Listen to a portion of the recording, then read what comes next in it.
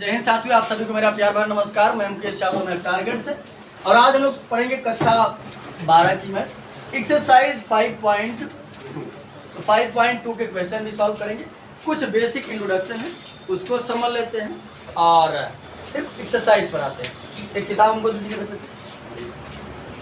यदि हम बात करें तो यहाँ पर बच्चे हम यदि हम चैप्टर 5 की बात करें तो चैप्टर 5 का नाम ही है कंटिन्यूटी एंड डिफेंसिबिलिटी, सातत्य तथा अवकलनीयता। तो समझे कि बच्चे यदि हम बात करेंगे यहाँ पर डिफेंसिबिलिटी की, अवकलनीयता की,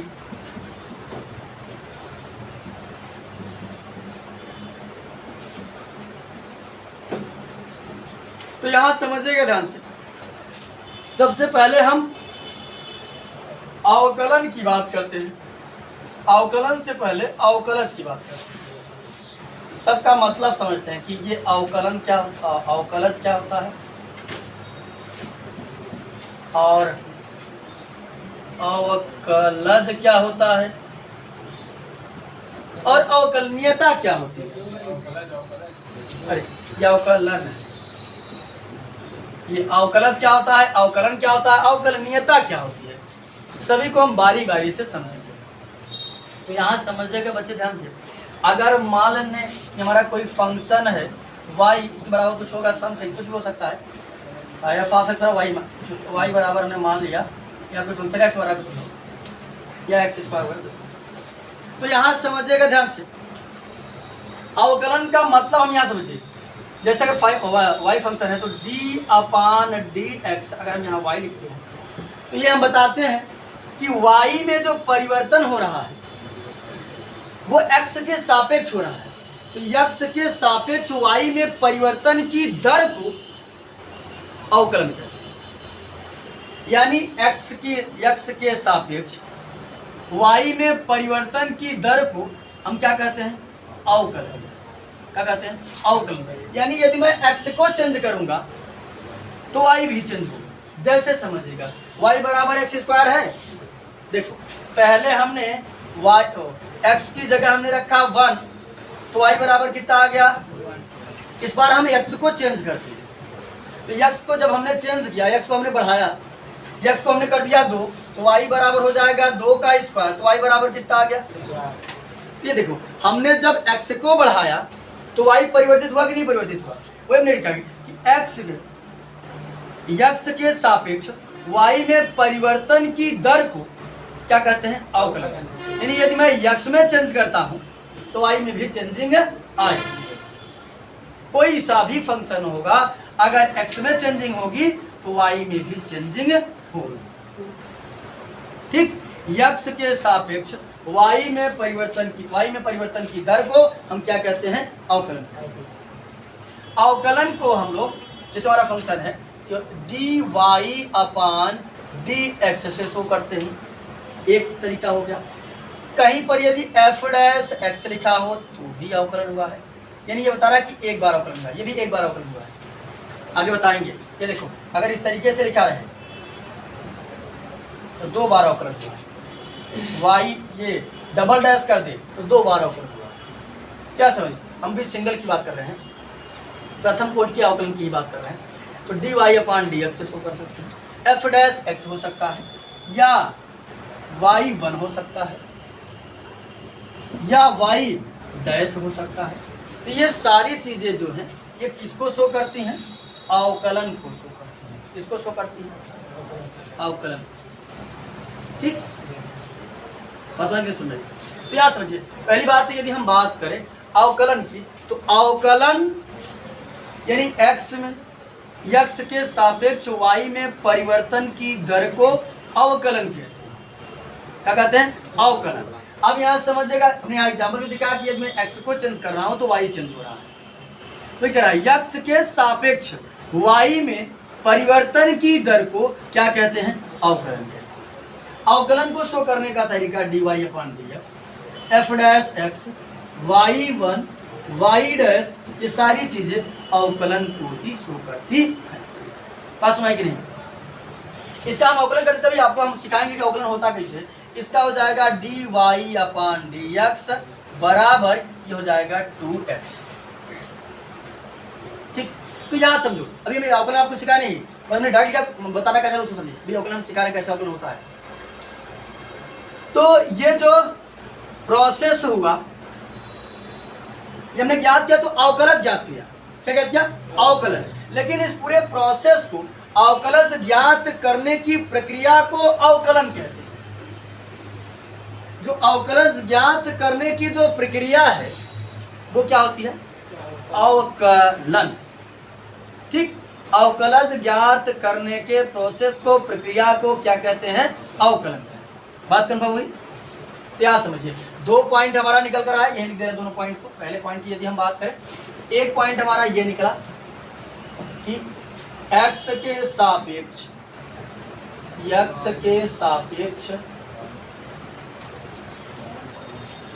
y में परिवर्तन की दर को क्या कहते हैं? अवकलन कहते हैं। अवकलन कहते हैं। अभी हमने एग्जांपल भी समझा था ना, ये देखो बेटा ने हमने एक बेटा दिखा कि यदि मैं x को चेंज करूंगा तो y भी हमारा क्या होगा? चेंज होगा। ठीक, दूसरी बात यदि बात करें हम, तो अवकलज ज्ञात करने की प्रक्रिया को अवकलन कहते हैं। अवकलज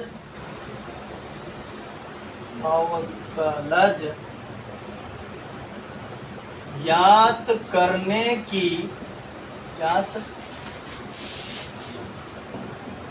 करने की प्रक्रिया को अवकलन कहते हैं। अवकलन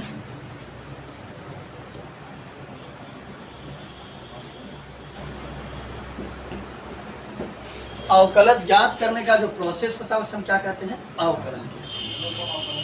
हाँ, ये देखो, हाँ ये तो अवकलन की यदि हम बात करें, ये देखो कि x के सापेक्ष अगर y में परिवर्तन हो रहा है तो वो अवकलन हो रहा है। लेकिन यदि बात करती है अवकलज और ये इसमें इन दोनों में अंतर क्या है कि अवकलज क्या होता है, अवकलन क्या होता है? तो ये तो अवकलज है, लेकिन इस जो पूरा प्रोसेस है उस प्रोसेस को क्या कहते हैं? अवकलन कहते हैं। अब समझ लेते हैं अवकलनीयता। ठीक, क्या समझ लेते हैं? अवकलनीयता। तो ये बच्चे समझिएगा ध्यान से कि अवकलनीयता क्या होती है। डिफरेंशिएबिलिटी अंग्रेजी में कहा जाता है।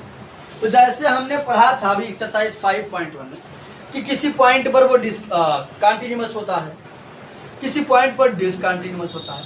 तो जिस पॉइंट पर यदि हमारा कोई फंक्शन जो है वो यदि अवकलन उसका मैं ज्ञात कर सकूं, अवकलन यदि मैं उसका ज्ञात कर सकूं तो वो हो जाता है उसी पॉइंट पर अवकलनीयता होता है, डिफरेंशिएबिलिटी कहा जाता है उसका। समझिएगा जैसे ध्यान से, अवकलनीयता ज्ञात करने का फार्मूला होता है बच्चे, यानी डिफरेंशिएबिलिटी चेक करने की, इस पॉइंट पर अवकलनीय है कि नहीं है। जैसे हम लोग चेक करते थे ना कि फला पॉइंट पर कंटिन्यूअस है कि डिसकंटिन्यूअस है। तो यहाँ समझिए इसी प्रकार से। अब अगर हम बात करें अवकलन चेक करने का तरीका, तो फार्मूला हमारा होता है, इसमें हम लोग निकालते हैं LHD और RHD। यहां समझो, लेफ्ट हैंड डेरिवेटिव अवकलज, राइट हैंड डेरिवेटिव। ठीक, LHD और RHD यदि दोनों बराबर आता है तो उस पॉइंट पर वो फंक्शन जो है वो अवकलनीय होगा। अगर दोनों बराबर नहीं आता है तो अवकलनीय नहीं। तो समझिएगा जैसे अगर हम LHD के फार्मूला की बात करें, LHD का हमारा फार्मूला होता है limit h tends to 0 minus, ऐसे 0 कर दिया कोई दिक्कत, लिमिट h टेंड्स टू 0 होता है f of c minus h minus f of c। ये हमारा है LHD के लिए। अब यही हम बात करें यदि RHD के लिए, तो होता है limit h tends to 0 f c plus h minus यहाँ होता है अपान में माइनस एच माइनस एच, और यहाँ होता है f of c plus H minus F of c upon h. ये दो फंक्शन, ये फंक्शन हमारा आ चुका है। अगर कोई फंक्शन जो है, अगर कोई फंक्शन का L H D R H D यदि दोनों बराबर आ जाए तो वो फंक्शन जो है उस पॉइंट पर कंटिन्यूअस होगा, अदरवाइज कंटिन्यूअस नहीं होगा। एक फंक्शन लेकर हम आपको दिखा देते हैं कि वो कंटिन्यूअस होगा कि नहीं कंटिन्यूअस। जैसे एक एग्जांपल बता दें कैसे निकाला जाएगा। जैसे मान लिया हमने एफ ऑफ एक्स बराबर कोई फंक्शन हमारा एक्स, ठीक। अब यहां समझो, इसका हम लोग निकालेंगे एल एच डी। ये जैसे हमसे कह दिया कि x बराबर 1 पर, कितने पर, x बराबर 1 पर कहेगा कि बताइए ये अवकलनीय है कि नहीं। तो समझो ध्यान से, कैसे हम चेक करेंगे कि अवकलनीय है कि नहीं है। एफ ऑफ एक्स बराबर हमारा फंक्शन है एफ ऑफ एक्स बराबर x, और x बराबर 1 पर चेक करना है कि ये अवकलनीय है कि नहीं। तो सबसे पहले हम क्या निकालेंगे, एल एच डी लिखेंगे x बराबर 1 पर, यहाँ लिखेंगे एल एच डी। तो फार्मूला क्या है, limit h tends to 0 f of c minus h minus F of c upon minus h। ध्यान से समझो, कोई दिक्कत नहीं है। एल एच डी बराबर ये c हमारा है जिस पर हम चेक करते हैं, वो हमारा c का काम करता है। तो पहले c का मान रख देते हैं। देखो लिमिट, एक एक स्टेप समझो ध्यान से। Limit h tends to 0, c हमारा वो होता है जिस पॉइंट पर हम निकालते हैं। तो जाएगा f 1 minus h minus F of 1 upon minus h। कहीं दिक्कत है क्या किसी को? क्लियर थी बात सबको? समझो ध्यान से। अब हम क्या काम करते हैं देखते हैं, क्या समझो ध्यान से। एल एच डी बराबर हो जाएगा मन खरवात लिमिट h टेंड्स टू 0। अब हमको मान चाहिए एफ ऑफ 1 माइनस एच का, जो हम चैप्टर 1 में विधिवत तरीके से पढ़ करके आए हैं कि कैसे मान निकाला जाता है। एफ ऑफ एक्स बराबर हमको दिया है x, ठीक। अगर हमको चाहिए एफ ऑफ 1, तो बताओ इस x की जगह कितना रखेंगे, 1 रखेंगे, है ना। अगर हमको चाहिए एफ ऑफ 1 माइनस एच, हमको चाहिए क्या, एफ ऑफ 1 माइनस एच, तो बताओ x की जगह क्या रखेंगे, माइनस एच, ये नहीं रखेंगे। यहाँ था हमारा एफ 1 x की जगह 1 माइनस एच, यहाँ भी 1 माइनस एच। बात क्लियर है? तो हमारा जो एफ ऑफ 1 माइनस एच निकल कर आया, कितना आया, 1 माइनस एच आया। अरे समझो ध्यान से, आ गया 1 माइनस एच। फिर देखो फॉर्मूले में माइनस था तो माइनस, यह एफ ऑफ 1, तो हमें एफ ऑफ 1 चाहिए तो एक्स की जगह रखेंगे 1, तो जाएगा एफ एक्स की जगह 1, यहाँ भी हो गया 1। अब समझो, यहाँ हमने रख दिया कहाँ, इसकी जगह हो गया 1 अपान माइनस एच, ठीक। तो समझो ध्यान से, +1 से -1 कट गया, तो हो गया हमारा limit h tends to 0 minus h upon minus h, minus h से माइनस एच कट गया, हो गया हमारा लिमिट h टेंड्स टू 0, कितना आ गया 1। अरे हाँ 1 आ गया।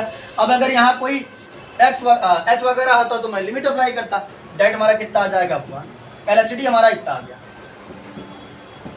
अब हम निकालते हैं आर एच डी।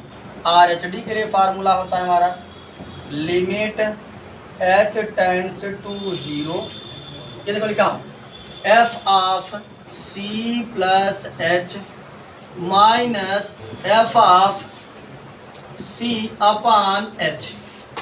हमने बताया c हमारा वो होता है जिस पर हम निकालते हैं, तो c किस पर निकाल रहे हैं, 1 पर। c हमारा क्या काम करेगा 1, तो जाएगा limit h tends to 0, c की जगह 1 plus h minus F of 1 upon h, ठीक।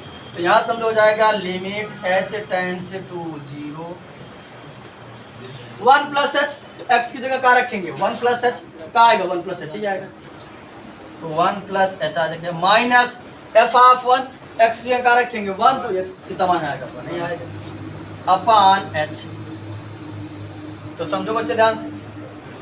अब यदि बात करें हम तो +1 से -1 कटा, लिमिट h टेंड्स टू 0 बराबर आगे हमारा कितना h अपान h, h से h कट गया, आ गया लिमिट h टेंड्स टू 0 1, यानी कुल मिलाकर कितना आ गया। तो हमने देखा LHD और RHD दोनों आपस में कहाँ है, लिख देंगे x बराबर 1 पर f ऑफ x अवकलनीय है। बस भाई यही हमारा हो गया डिफरेंशिएबिलिटी, अवकलनीयता चेक करने का। जैसे हम लोग कॉन्टिन्यूअस चेक करते थे वैसे हम लोग अवकलनीयता भी चेक करेंगे। स्टार्टिंग में चेक करेंगे, बाकी बहुत यानी पूरा नहीं चेक करेंगे। एक्सरसाइज 5.2 में एक आध क्वेश्चन है जिससे चेक करेंगे, लेकिन जानते रहिएगा, हो सकता है 1-2 नंबर में क्वेश्चन आ जाए। तो अगर हमको अवकलनीयता चेक करनी है तो हम क्या काम करेंगे, LHD निकालेंगे, RHD निकालेंगे, दोनों बराबर तो अवकलनीय उस पॉइंट पर होगा, बराबर नहीं तो अवकलनीय नहीं होगा।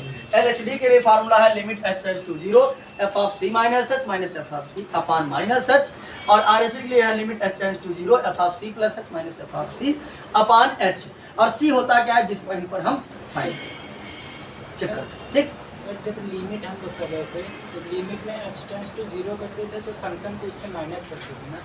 हाँ, लेकिन इसमें यहाँ जब c कर रहे हैं तो वो x का मान ही रख दे रहे हैं। तो कौन, यहाँ c बराबर, हाँ तो c हमारा काम कर रहा है, वो हम जिस पर निकालें उसी लिए तो देखो 1 माइनस h करे हैं, ये देखो 1 माइनस जिस पर निकाल उसी ने माइनस h करते थे। अच्छा पहले से इसको सेट किया। ये देखो क्या समझिए, c हमारा वही काम करता है। ये हमारे पूरा पहले फार्मूला जो हम लोग अगवा चल के h वाला बनाते थे, ये बना करके खुद दिया है। ठीक, क्या समझिए, सी हमारा क्या काम करेगा, जिस पॉइंट पर हम चेक करते रहेंगे। पहले एक बार आप लोग सी का मान रख दिया करिए, ये हमारा इस तरीके से आ जाएगा, फिर मान निकालने में आसानी हो जाती है। बस क्या करना है, यहाँ जो ब्रैकेट में होगा x की जगह रख दिया करिए, इसका मान आ जाएगा। यहाँ जो ब्रैकेट में है इसकी x की जगह रख दिया करिए, मान आसानी से आ जाएगा। ठीक, ये तो हमने सीखा कि भैया अगर अवकलनीयता चेक करना हो तब, तो हमने पहले सीखा कि हाँ अवकलन क्या है, अगर हम x में परिवर्तन करें y में भी परिवर्तन हो, यानी x के सापेक्ष y में परिवर्तन की दर को हम क्या कहते हैं, अवकलन कहते हैं। उसके बाद हमने सीखा कि इस अवकलन ज्ञात करने के पूरे प्रोसेस को हम लोग अवकलन कहते हैं। क्या कहते हैं, अवकलन। अब कोई फलन अवकलनीय होगा कि नहीं होगा उसे चेक करने के लिए हम लोग LHD RHD निकालते हैं, यानी देखते हैं कि वो अवकलनीय है कि नहीं। यदि LHD और RHD दोनों बराबर आ जाए तो वो अवकलनीय होगा, अदरवाइज अवकलनीय नहीं होगा। अब अगली बात समझिएगा ध्यान से बच्चों,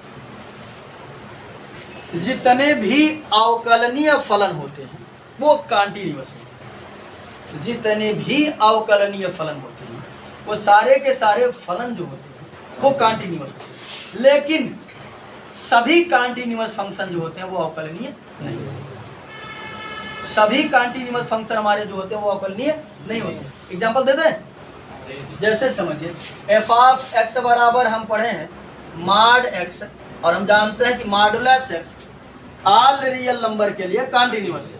अभी हम चैप्टर एक्सरसाइज 5.1 में ही पढ़ सकते हैं। तो ये मान लेते हैं हमने इसको चेक करना चाहे x बराबर 2 पर ही चेक कर लेते हैं। ठीक, अब मॉड x की मैं परिभाषा भी पढ़ चुका है ना। मॉड x या 0 पर ही चेक करना, मॉड x हमारा 2 देता है, 1 देता है हमको, f ऑफ x बराबर हमको देगा 1 देगा हमको माइनस का x, यदि x हमारा जो है वो 0 से छोटा होगा, छोटा होगा, और 1 हमको देता है प्लस का x, यदि x हमारा जो है वो 0 से बड़ा हो अथवा बराबर है ना। तो चलिए ये तो हम जानते हैं कि मॉडुलस मॉड x जो है वो ऑल रियल नंबर के लिए क्या देता है, ऑल रियल नंबर के लिए कंटीन्यूअस होता है। ये तो हम पढ़ करके आए हैं। तो यहाँ हम उसको LHD और RHD निकाल करके देखते हैं बराबर है कि नहीं। तो समझे बच्चे, ध्यान से यहाँ से निकाल देते हैं। LHD यहाँ बराबर 0 लगाया ना, x बराबर 0 पर चेक करते हैं, x बराबर 0 पर। तो देखो LHD के लिए फार्मूला हमारा है limit h tends to 0 f of c minus h minus f of c upon h minus h। कितने पे चेक कर रहा है? 0। तो सी की जगह क्या रखेंगे? 0। तो हो जाएगा लिमिट h टेंड्स टू 0, यहाँ हो जाएगा हमारा F of 0 minus h minus F of 0 upon minus H. अब हमको क्या चाहिए? इसका मान चाहिए। तो समझो ध्यान से बच्चे, एल एच डी बराबर हमारा बना लिमिट h टेंड्स टू 0। देखो f of 0 minus h function में क्या है हमारा? 0 माइनस मतलब 0 से छोटा। अरे 0 माइनस मतलब 0 से छोटा ना, तो 0 से छोटा फंक्शन हमारा क्या है? Minus x.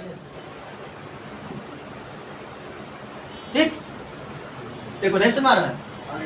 0 से छोटा तो फंक्शन हमारा काम करेगा माइनस एफ ऑफ एक्स बराबर बनेगा हमारा, ध्यान से अच्छे से तक कंफ्यूज करो।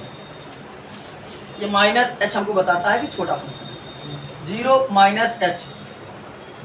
ठीक, या अगर चाहते हो तो यही लिमिट में ही लगा लो, माइनस की दिक्कत नहीं, 0 माइनस और यहाँ करो 0 प्लस, और अच्छे तरीके से क्लियर हो जाएगा। लगाओ या ना लगाओ, क्या 0 माइनस होता है?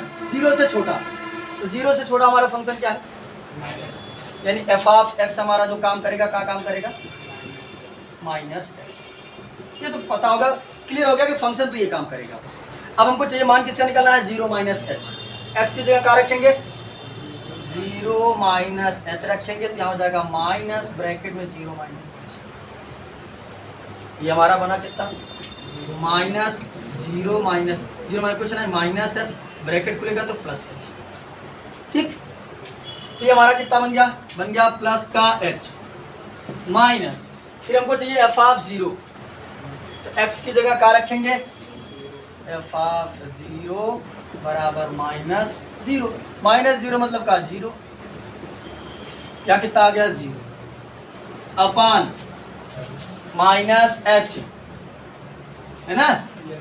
चलिए अब आगे समझते हैं। ये हमारा बनेगा limit h tends to 0 minus, पानी से लगा लो पहले से क्या बता, 0 minus h upon minus h काट दिया तो कितना आ गया? Minus limit h tends to 0 minus minus 1, तो यहाँ कितना आ गया? माइनस। ये हमारा एल एच डी बन गया। आर एच डी देखते हैं कितना आता है। आर एच डी के लिए बच्चे फार्मूला होता है limit h tends to 0 plus f of c plus H minus F of c upon h. कितने पर निकाल रहे हैं? 0। तो सी कितना काम करेगा? 0। तो हो जाएगा हमारा R H D limit h tends to 0 plus C की जगह 0 plus H minus F of 0 upon H. तो 0 प्लस 0 से बड़ा, तो 0 से बड़ा के लिए फंक्शन हमारा काम करेगा ये हो जाएगा एफ ऑफ एक्स बराबर का दिया हमको एक्स। देखो अब हमको किसका मान निकालना है? 0 प्लस एच। एक्स की जगह क्या रखेंगे? 0 प्लस एच, यहाँ 0 प्लस एच। तो पता चला कि एफ ऑफ 0 प्लस एच का मान कितना आएगा? 0 प्लस एच हो जाएगा limit h tends to 0 plus H आ जाएगा यहाँ एफ ऑफ, और एफ ऑफ 0 का मान निकालेंगे तो एक्स की जगह क्या रखेंगे? एक्स की जगह 0 रखेंगे, ये हो जाएगा 0। कितना आ गया? Minus 0 upon H. तो 0 माने तो कुछ नहीं, कटपिट का बराबर हो जाएगा limit h tends to 0 h upon h काट दिए तो यहाँ हो गया 1। अब अगर हम बात करें, ये लिख देते हैं, ये नीचे लिख देते हैं बगल में। देखो आर एच डी की बात करें, आर एच डी था हमारा, आर एच डी की यदि बच्चे हम बात करें, देखो अब यहाँ कोई एच वगैरह तो है नहीं, लिमिट अप्लाई करेंगे, कितना आ गया? एल एच डी आया -1, आर एच डी आया कितना? L H D not equal to R H D. इसका मतलब है कि x बराबर 0 पर हमारा जो मॉडुलस फंक्शन है वो अवकलनीय नहीं। तो ये बात समझाने का मतलब ये था कि ये जरूरी नहीं है कि जितने भी कॉन्टिन्यूअस फंक्शन हैं वो सभी अवकलनीय ही हो, लेकिन एक बात है कि जितना भी अवकलनीय फलन होगा वो कॉन्टिन्यूअस होगा। ठीक, एक पॉइंट हमारा यहाँ से निकल कर आया। हमने आपको चेक करना बता दिया कि कैसे चेक करेंगे कि अवकलनीय है कि नहीं। तो कुल मिलाकर क्या निकालेंगे, LHD और RHD दोनों बराबर तो अवकलनीय, दोनों नहीं बराबर तो अवकलनीय। एक पॉइंट और निकल कर आया जो हमारा अगला पॉइंट, वो क्या है समझिए ध्यान से।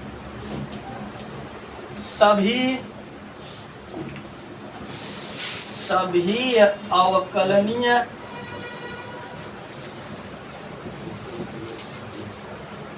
लिखोगे मत समझ जाना, सभी अवकलनीय फलन सतत होते हैं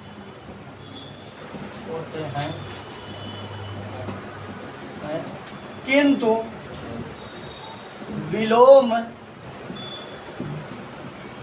विलोम सत्य नहीं है।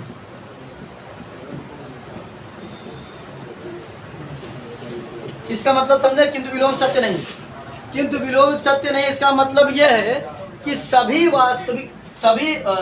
जो सतत फलन होते हैं वो जरूरी नहीं है कि अवकलनीय हो, अवकलनीय हो भी सकते हैं और अवकलनीय नहीं भी हो सकते, बस में।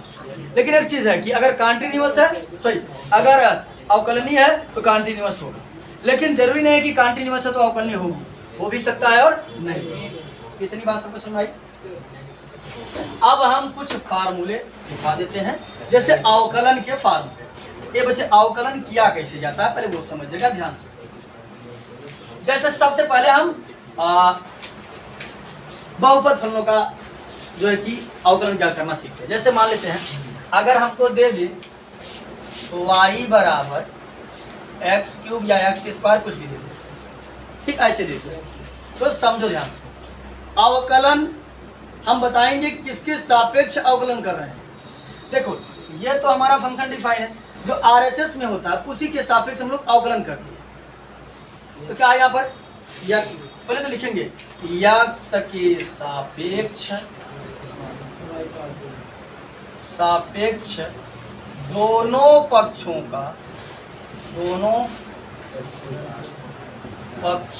का अवकलन करने पर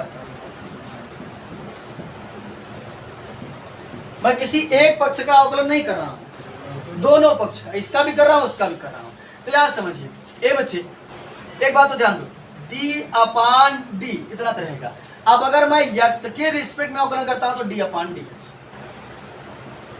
w के सापेक्ष करूंगा तो d/w, t के सापेक्ष करूंगा तो d/dt, y के सापेक्ष करूंगा d/dy। तो बात समझ नहीं, जिसके सापेक्ष करेंगे वही चीज नीचे आएगा। इतनी बात कंफर्म हुई। तो यहां समझिए हम किसके सापेक्ष कर रहे हैं, हो जाएगा d/dx, इसका अवकलन कर रहे हैं y बराबर d/dx x³ ये सब। तो जब इसका अवकलन करते हैं तो जो बन जाता है dy/dx। अब ध्यान दो, जब ये x के पावर n हो, यानी ये ऐसे है, ये हमारा फंक्शन था y बराबर x के पावर n, तो जब फंक्शन y बराबर x के पावर n हो, क्या लिखेंगे d/dx, यानी x के यहाँ y, यहाँ d/dx x के पावर n, ये बनता है dy/dx, और ये घात पहले आ जाती है, क्या जाता है n, और वहां घात में कम हो जाता है, हो जाता है x के पावर n माइनस। देखो ये घात पहले आ जाएगी 3, फिर लिखेंगे x, वहां एक कम होगा 3 - 1, तो कितना होगा 2। अब ये तो 12 पढ़ो तो घटाना तो जान ही रहे हो, 3 में से 1 कम, तो ये हमारा हो गया अवकलन। क्या हो गया अवकलन। कुछ बात समझ आई। तो अगर मैं w के सापेक्ष अवकलन करूंगा तो क्या लिखूंगा d/dw, अगर t के सापेक्ष करूंगा तो d/dt। अवकलन कर दिए ना इसका, जब अवकलन कर दिए क्या समझिए, अगर मैं m के सापेक्ष करूंगा तब d/dm, और ये एकदम शुरुआत है, ये शुरुआत है, इसलिए एकदम पूरा स्टेप बाय स्टेप बता रहे हैं धीरे धीरे। ठीक, जैसे जैसे आगे एक्सरसाइजों में बढ़ते चले चलेंगे, डायरेक्ट dy/dx फटाक ये सब स्टेप गायब करके फटाक से लिखेंगे, कहीं तो आप उतना जानकार हो चुके रहेंगे। जैसे कि बच्चा छोटा होता है तो उसे कहेंगे 2 में 3 जोड़ो, तो वो पहले इसको थोड़े ऐसे बताते हैं कि 2 और 3 5 हो जाता है। उसके बाद 2 लाइन स्क्रैच करो, स्क्रैच किया, 3 लाइन और स्क्रैच करो, स्क्रैच किया, काउंट करो, काउंट किया, कितना होगा 5 को। तो जब बड़ा हो जाएगा तो उसे थोड़ी कहेंगे कि स्क्रैच करो 2 और 3 5।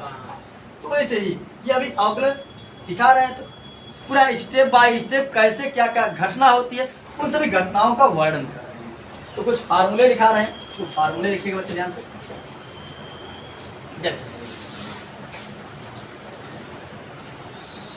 यदि हमारा फंक्शन जो है ऐसे d/dx x के पावर n के जैसा फंक्शन हो, इसका होता है n पहले आ जाता है, वहां एक घात क्या हो जाती है कम, है ना, ये होता है। और यदि अब त्रिकोणमितीय फलन को समझ लेते हैं, d/dx sin x हो तो sin x का अवकलन cos x होता है। ठीक, उसके बाद d/dx अगर हो तो cos x हो तो इसका होता है -sin x। उसके बाद अगर हो d/dx tan x हो तो tan x का अवकलन होता है sec स्क्वायर x। देखो बच्चे समझ ध्यान से पहले, इसीलिए तो द्विपधावकम बा मोह बल बराबर कहानी होती है।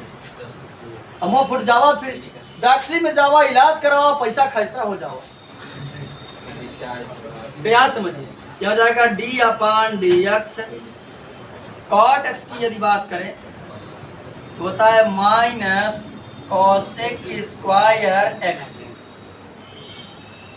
फार्मूला यहाँ लिख देते हैं।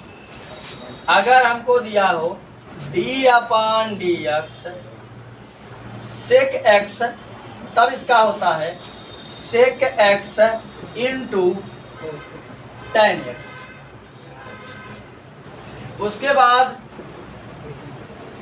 d/dx दिया हो यदि cosec x, इसका होता है minus cosec x into cot x।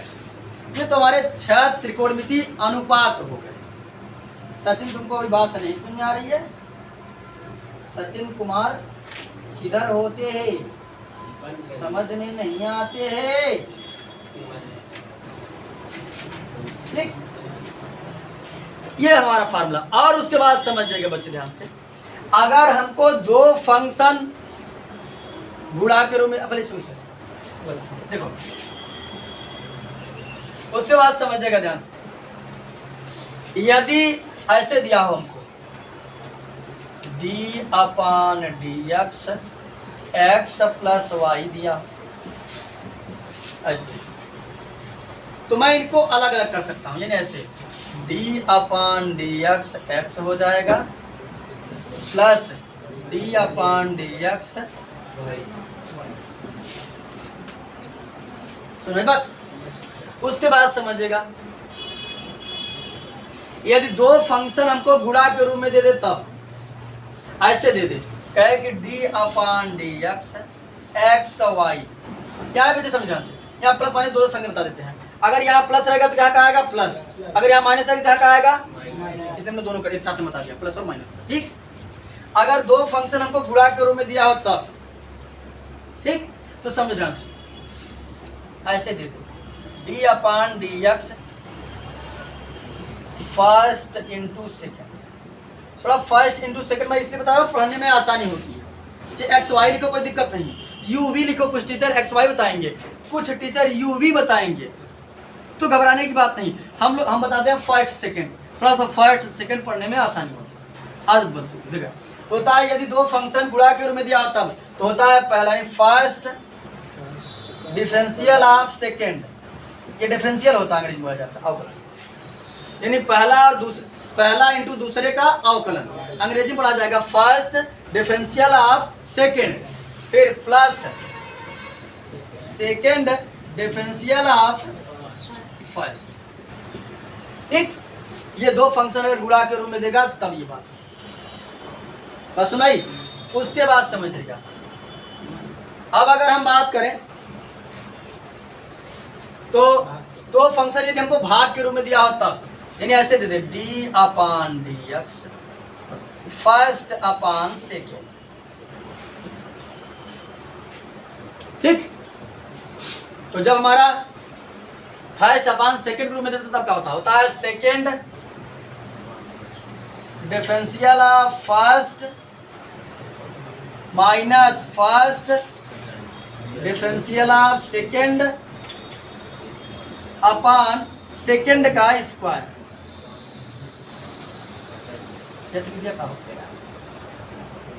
अपान सेकेंड का स्क्वायर होता है।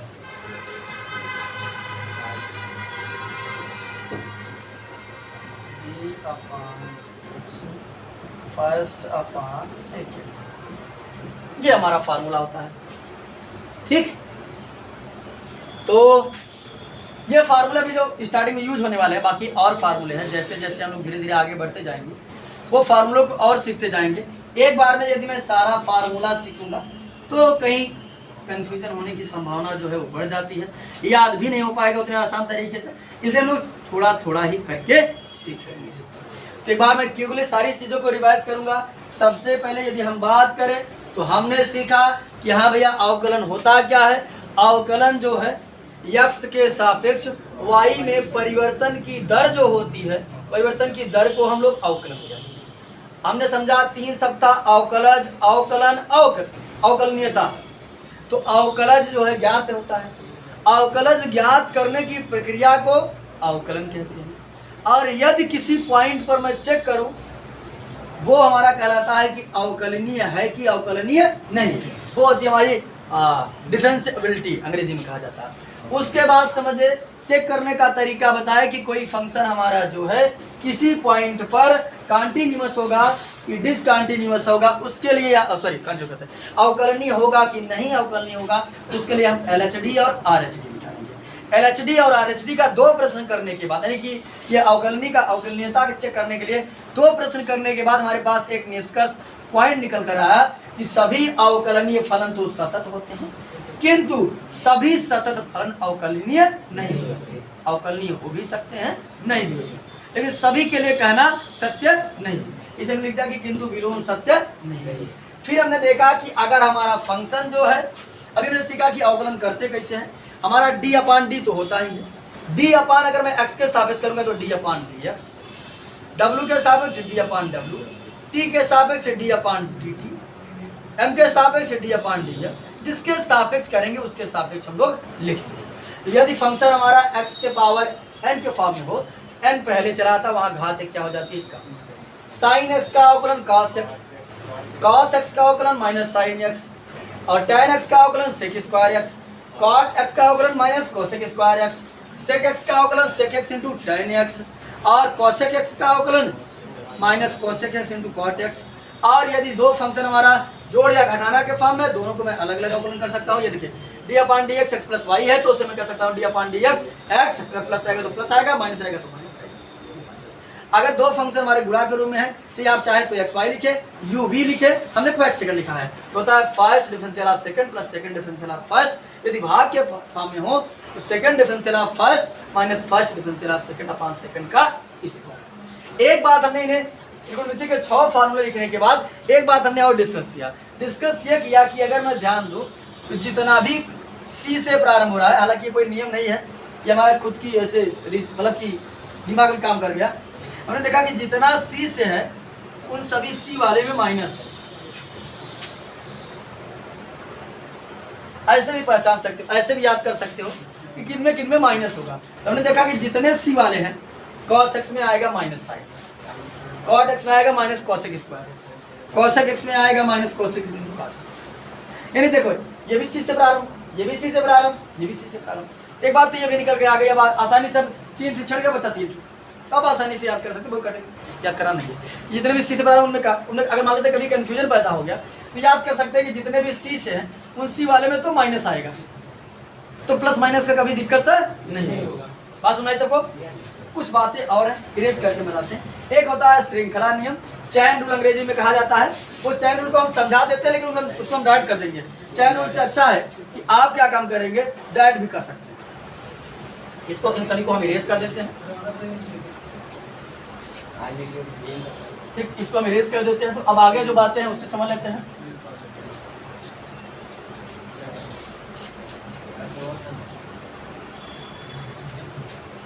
आगे यदि हम बात करें तो एक श्रृंखला रूल होता है बच्चे।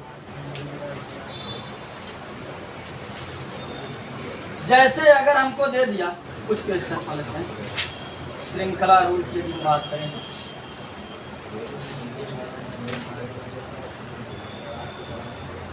दे दो ऐसे दे दिया, जैसे हमको दे दिया एफ ऑफ एक्स बराबर साइन एक्स स्क्वायर, ये दे दिया। तो पहले हम इसको क्या काम करते हैं, मान लेते हैं। क्या करते हैं, मान लेते हैं। तो मान लेंगे, माना एक्स स्क्वायर बराबर टी लेट कर लेते हैं। एक्स बराबर क्या मान लेते हैं, क्या कि हमने साइन एक्स स्क्वायर का तो फार्मूला पढ़ा नहीं है, हमने साइन एक्स का फार्मूला पढ़ा है। तो हमने कहा ये एक्स स्क्वायर यदि हट जाता तो कुछ कहानी बन जाती है ना। तो देखो बच्चे, ये हमारा बना यहाँ एफ ऑफ एक्स बराबर साइन टी, ठीक। ये एफ ऑफ एक्स मतलब वाई समझा के करिए, जहां भी लिखा रहे क्या समझेंगे, वाई। क्या समझेंगे, वाई। तो यहाँ हम लिखेंगे बच्चे, कौने सापेक्ष करेंगे,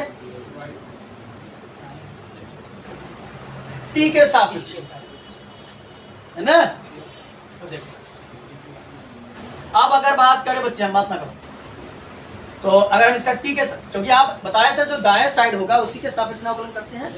तो दाएं साइड हमारा चर क्या है, टी है। इस और ये हमारा वाई बराबर फंक्शन होता है, तो मान लिया वाई बराबर साइन, दोनों पक्षों का, दोनों पक्षों का टी के सापेक्ष अवकलन करने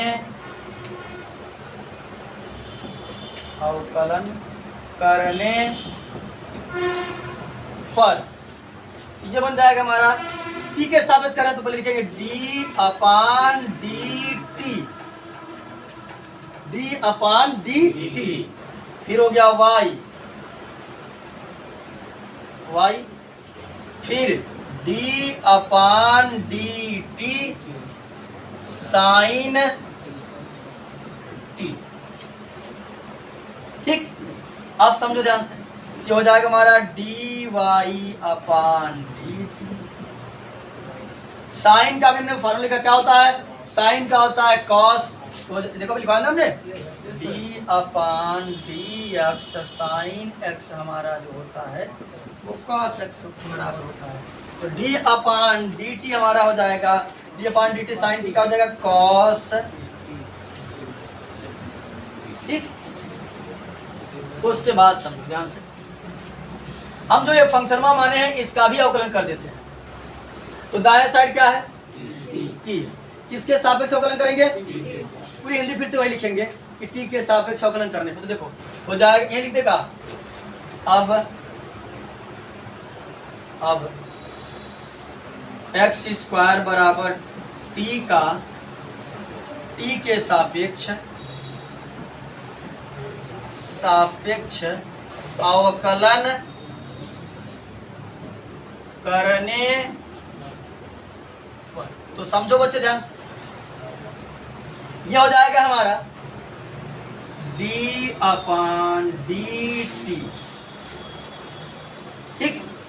उसके बाद समझो ये हो जाएगा एक्स स्क्वायर, ये हो जाएगा डी अपान डी टी, फिर हो जाएगा टी। ठीक, अब समझना।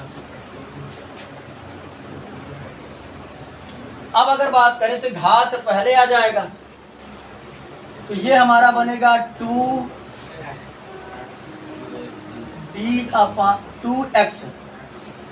2x हमने कर दिया, लेकिन समझेगा अभी हमने सिर्फ घात का किया है, ये चीज़ें तो बाकी है।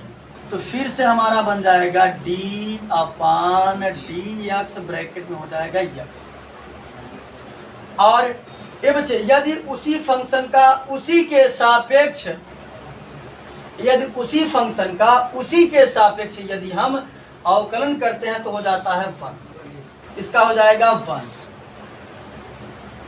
कितना हो जाएगा 1। ठीक, अब यहां समझो बच्चे ध्यान से, तो इससे हम फिर क्या करते हैं, भाग कर देते हैं। तो हो जाएगा हमारा d अपान डी एक्स, और ये डी एक्स से डी एक्स कट जाएगा। अरे सॉरी, इसके साथ कर यहाँ डी टी रहेगा नीचे, हो जाएगा डी एक्स अपान डी टी, इससे भाग कर देंगे तो जाएगा 1 अपान 2x। अब अगर बच्चे हम बात करें तो हमने देखा कि हमको मान किसका निकालना था, ये क्योंकि ये फंक्शन y बराबर था। तो अगर मैं अवकलन करता तो ये बनना चाहिए था dy अपान dx। इन्हें कुल मिला करके हमें dy अपान dx का मान चाहिए। किसका मान चाहिए, dy अपान dx। तो हमने देखा कि dy अपान dx आएगा कैसे, तो ये बच्चे समझो ध्यान से। अगर हमने देखा यहाँ dt, यहाँ dt, तो दोनों के दोनों कहाँ हैं, नीचे नीचे ही, कटने की संभावना नहीं है। हमने देखा कि dy जो है ऊपर, उसको ऊपर रहना चाहिए, और dt को सॉरी और dx को क्या रहना चाहिए, नीचे। तो अगर मैं उसमें इससे भाग कर दूं, है ना, देखो ये हो जाएगा dy अपान dx, उसमें मैं सॉरी ये रहा dy अपान dt में हमने भाग किया dx अपान dt। तो d यहाँ पर dy अपान dt का मान है cos t, इसका मान है 1 अपान 2x। ठीक, तो अब समझो बच्चे ध्यान से, 4 पद है तो कट जाता है दूसरा चौथे से, तो आ गया dy अपान dx बराबर, ये अपने बटे नहीं लिया है तो लेगा, तो 4 पद बनेगा तो 2x चला जाएगा ऊपर, 2x cos t आ जाएगा dy अपान dx, 2x cos t जो हम माने थे रख देते हैं x स्क्वायर। ये हो गया, लेकिन ये बड़ा लंबा है, घुमाऊ फिराऊ है, तो हमने कहा कि कुछ हम लोग अपने तरीके से करते हैं। बार बार एक बार dy अपान dt निकालेंगे, एक बार dx अपान dt निकालेंगे, फिर भाग करेंगे, तो क्या मतलब है इसको। ये तो बस ये था कि श्रृंखला रूल जो है वो एक प्रोसेसवा जो था, प्रोसेसवा बता दिए। अब जैसे हमको हंडिया आना था तो पहले किसी दिन ने हमको CRD से घुमाते घुमाते ऐसे लेके आया, तुमको नहीं पता था, जब हंडिया आया तो देखेंगे ये तो ऐसे, चलो खानापुर फट से नटवा पर पहुँचो, CRD क्या करने जा रहे हैं। हम प्रोसेस तो एक बार जान गए, उसके बाद हमने सोचा कि क्या किया जाए कि अब से डायरेक्ट आओ। तो हम ये जान तो गए कि ये श्रृंखला रूल है, क्या हमने क्या बना दिया, श्रृंखला से गुणा करो, मिल उल्टा गुणा कर दो, क्या समझिए, ये श्रृंखला बना। अब हम क्या काम करते हैं, देखो इसको हम अपने तरीके से करते हैं, शॉर्टकट तरीके से। कैसे करते हैं वो उसको समझ ध्यान से, इन सभी को भूल जाते हैं और इनका बार बार हम लोग प्रयोग नहीं करेंगे, बस ये सीखने का तरीका था जो स्टार्टिंग में वो हमने बता दिया। हम लोग डायरेक्ट मेथड अप्लाई करेंगे। देखो ध्यान से समझो, क्या था, एफ ऑफ एक्स बराबर साइन एक्स स्क्वायर, यही ना था। देखो ध्यान से बच्चे, ठीक, ये y बराबर होता है y बराबर साइन एक्स स्क्वायर, दाएं साइड में कौन सा चर है, यक्स है, चर पूछे लिखेंगे, जैसे लिखते हैं सबका दोनों पक्षों का x के सापेक्ष अवकलन करने पर x के सापेक्ष दोनों पक्षों का अवकलन कर देते हैं। तो ध्यान से समझिएगा बच्चे, यह हो जाएगा x के सापेक्ष करें तो d अपान dx, क्या हो जाएगा y, समझो ध्यान से। फिर हो जाएगा d अपान dx साइन x स्क्वायर, बात सुनाई कि नहीं? तो ये बनेगा dy अपान dx। कहीं दिक्कत किसी को? क्लियर बात? अभी तुम स्क्वायर भूल जाओ, जना स्क्वायर है ही नहीं है, क्या है? साइन। क्यों साइन? देख x तो हमने थोप दिया है ना, क्या है? साइन का अवकलन बताओ। कॉस। साइन का अवकलन कॉस में होता है, तो यहाँ देखो साइन का अवकलन हो गया कॉस x स्क्वायर। बात क्लियर? इतना कोई दिक्कत? अभी हमने केवल साइन का अवकलन किया, x स्क्वायर का हमने अवकलन है। सब यही है चैन रूल, फलन के फलन का अवकलन, फलन के फलन का अवकलन। देखो ध्यान से, अभी हमने किसका अवकलन किया? केवल साइन का। अब किसका करेंगे? x स्क्वायर का। किसका? तो हो जाएगा वापस से d अपान dx x स्क्वायर। बात सुनाई? देखो ये बनेगा d अपान dx dy अपान dx cos square cos x square into, ये बच्चे घात बताया कि एक्स पावर एन हो तो घात पहले चली आती है, x वहां एक घात कम तो दो में से एक कम कितना हो जाएगा? एक घात तो लिखी नहीं जाती। अब यहाँ समझो, अभी हमने अवकलन किसका किया? इस घात का किया है, घात पहले आई है। अब किसका करेंगे? x, तो लिखेंगे d अपान dx, यहाँ हो गया x। तो समझो ध्यान से, ये हो जाएगा 2x, पहले आ जाएगा 2x cos x स्क्वायर, उसी फलन का उसी के सापेक्ष अवकलन करेंगे तो कितना आएगा? 1। या ऐसे समझो, ये बनेगा dx अपान dx, काट देंगे तो कितना आएगा? हाँ कर सकते हैं। ये बार बार दिखाएंगे नहीं हम, ये स्टार्टिंग इसलिए दिखा रहे हैं, वैसे बता देंगे x का x के सापेक्ष 1, यानी उसी फंक्शन का उसी के सापेक्ष अवकलन करेंगे तो कितना आएगा? 1। कैसे आएगा? हमने दिखा दिया, सेम वही चीजें करके आ जाएगा 1। ये बार बार ये चीज नहीं लिखेंगे, अगर 1 आएगा तो बता देंगे हाँ x का x के सापेक्ष 1 हो जाएगा। तब कैसे 1 होगा ये आप जान रहे हैं। इसका कितना हो जाएगा? 1, और गुणा करेंगे तो हो जाएगा 2x cos x square dy अपान dx।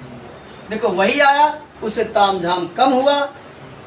कोई एक और एग्जांपल है जिससे आपका जो डाउट वगैरह हो, कंफ्यूजन हो, वो सारी चीजें क्लियर हो जाए।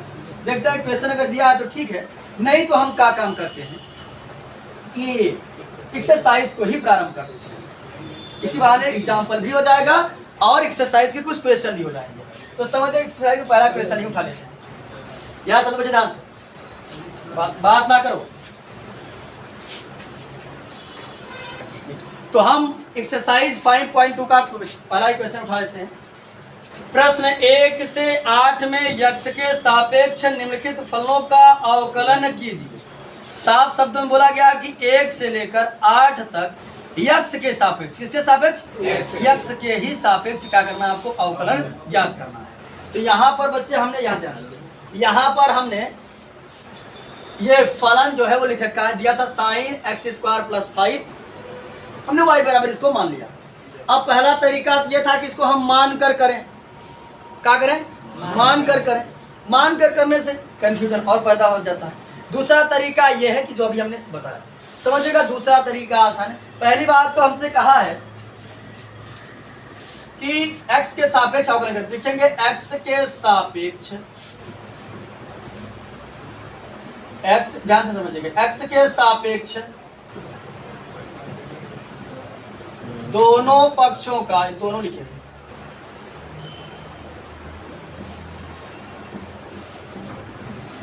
दोनों पक्षों का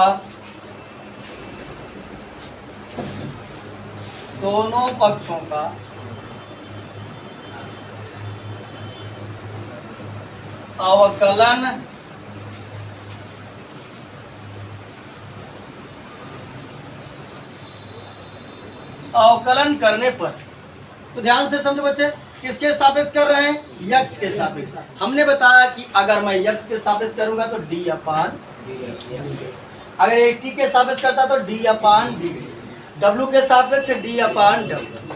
तो एक्स के सापेक्ष साफ शब्दों में बोला गया, यहाँ लिखेंगे D upon D x Y, यहाँ हो जाएगा D upon D x sign bracket में एक्स स्क्वायर प्लस 5। ध्यान से समझो बच्चे, इसका करेंगे तो ये हो जाएगा डी वाई अपान, आप समझो इसका बात करते हैं। अभी जैसे हम बाद वाला कोई चीज देखें, जैसे हम समझते हैं ये सारी चीज जना यक्स लिखी है, तो ये बच्चे समझ ध्यान से, साइन का अवकलन, अभी क्या लेते हैं, देखो साइन का अवकलन क्या होता है? कॉस, लिख देते बताओ, तो साइन का अवकलन हो गया कॉस एक्स, एक्स हमारा पूरा इतना काम कर रहा है, हो गया एक्स स्क्वायर प्लस 5। बताओ इतनी बात सबको समझ आया कि नहीं? हम साइन का अवकलन में हमने फार्मूला लिखवाया था कि साइन का अवकलन क्या होता है? कॉस। तो साइन का अवकलन हो गया कॉस, हमारा जो एक्स था, जो थीटा था, जो भी था लिख दिया हमने उठा करके। साइन एक्स का अवकलन होता है कॉस एक्स, तो साइन एक्स का अवकलन कॉस एक्स हमारा ये था। अभी हमने केवल साइन का अवकलन किया है, इसके अंदर जो फंक्शन है उसका हमने अवकलन नहीं किया। तो क्या बचा है? D upon D X X square plus 5। अभी हम एक भी स्टेप मिस नहीं कर रहे हैं, नहीं तो इसको डायरेक्ट शॉर्टकट में कर सकते हैं, लेकिन अभी हम पूरा एकदम सिखा रहे हैं, स्टेप बाय स्टेप, एक भी स्टेप नहीं छोड़ रहे हैं। तो यार समझिए, D Y upon D x बराबर कॉस एक्स स्क्वायर प्लस 5। और अभी हमने फार्मूला लिखवाया था बच्चे कि यदि D upon D X plus Y plus minus Y हो, इसे मैं लिख सकता हूँ D upon D X plus minus D upon D X, अलग अलग कर सकता हूँ ना। ये देखो क्या है, प्लस में है, बताया था कि अगर यहाँ प्लस तो यहाँ प्लस आएगा, और अगर यहाँ माइनस तो यहाँ माइनस, तो इसको सहायता से तोड़ देते हैं। देखो यहाँ बनेगा क्या? बनेगा D upon D x square, फिर यहाँ ब्रैकेट को यूज कर लेते हैं, फिर plus D upon D x 5। Clear बात नहीं? सभी हमने दोनों को अलग अलग कर दिया, बात कंफर्म है? तो समझो ध्यान से, D Y upon D X cos X square plus 5। हमने पढ़ा है कि यदि x के पावर n के जैसा, ये देखो लिखवाया था formula, D upon D x के पावर n हो जाता है n x के पावर n माइनस 1, यानी घात पहले चली आती, वहां एक कम हो जाता है। तो घात पहले आ गई, x रावई करेगी, x की एक घात कम हो जाएगी, हो जाएगा x की घात 1, और 1 लिखा नहीं जाता। तो अभी बच्चे हमने किसका अवकलन किया? केवल घात का, ये बचा है। जैसे उसमें बचा था ना, अरे जैसे साइन एक्स स्क्वायर में बचा था, वैसे यहाँ भी बचा है। क्या लिखेंगे हम? डी अपान